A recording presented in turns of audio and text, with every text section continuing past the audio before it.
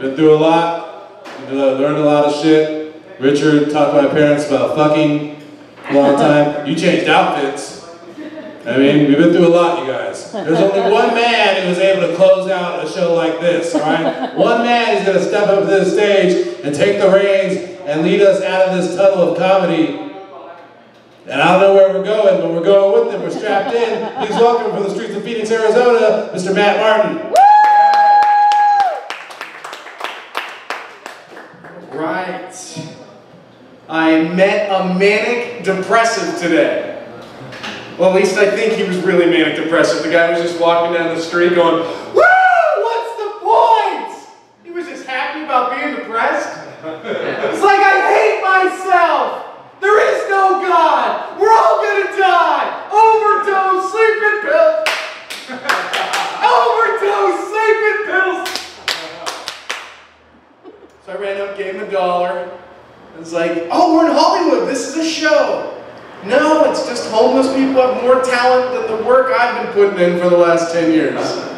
It's like, "Man, you should take that on stage, homeless guy. You would be somebody." I'm kind of scared to be up on stage. I don't know why. I was like, "Oh, I don't know. Am I good at this?"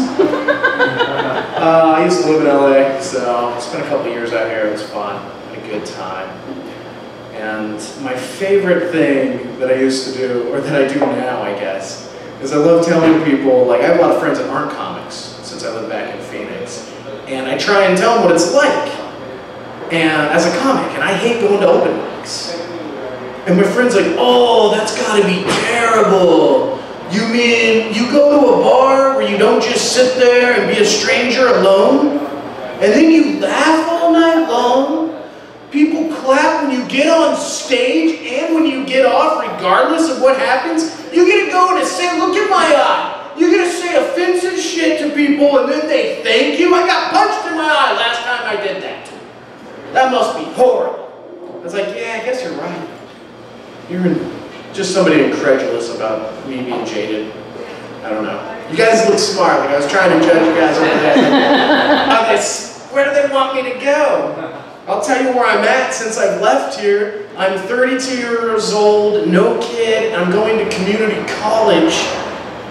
Life sucks, like, I'm working towards unemployment, and the best part is I'm going for film and broadcasting.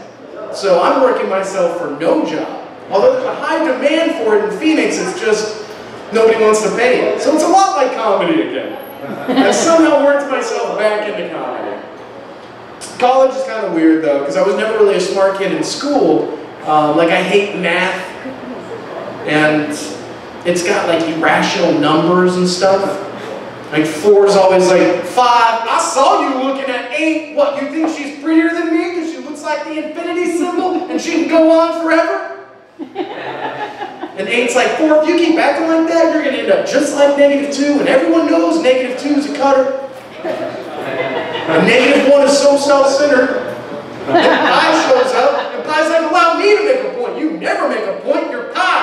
"Then just allow me to repeat myself." "You don't repeat ever, you're pi." And 10 is bipolar, because it's 2 numbers, but it thinks it's 1. And I just want to thank you guys for going along with me there on that joke. I know you knew it was a joke. And I'm like, I didn't say this is a joke, right? 4 is not irrational. It's an integer, it's an even number, it's divisible by itself. So thanks for going along on that joke. You're like, "Well, we weren't really thinking math." It's good. I'm glad you guys were in the mood for a math joke. I hate the law of attraction. I don't know if you guys are familiar with that. Because I've realized like everybody I talk to is just completely delusional, where it's like, I'm going to have a 5-bedroom house, 4-bath, 3,400 square feet. It's going to be a mansion. I'm going to be a sitcom star. And it's like, you live in a 1-bedroom apartment, you've done 1 play at a community college. Like, that's not really working for you. I'm going to be honest, you're a liar, I'm going to stand up straight, you slouch. And this is just me in my apartment talking to myself. So it's a rough thing doing that. I went ice fishing last weekend. By that I mean I put a bunch of goldfish in my ice cube tray. That was some interesting lemonade. Ooh. I was really going, okay, I got the minute light, I'm going to drop this one. Don't even make sense. Don't even make sense of it. Why try, right? My dad used to tell me horror stories about strip clubs.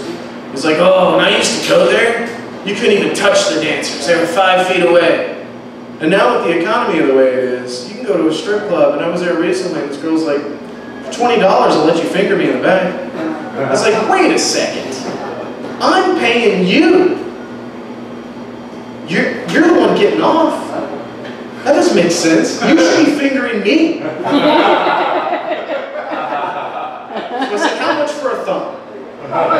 So I'm getting a lap dance, and she's saying the weirdest things, like, Jesus, that's a big thumb. That's like a 6 to 9 inch thumb. Is that thumb circumcised? Why do you have a condom on your thumb? I was like, shut up and play with my thumb sack. All right, thanks guys so much. Appreciate it. Thank you, lovely host.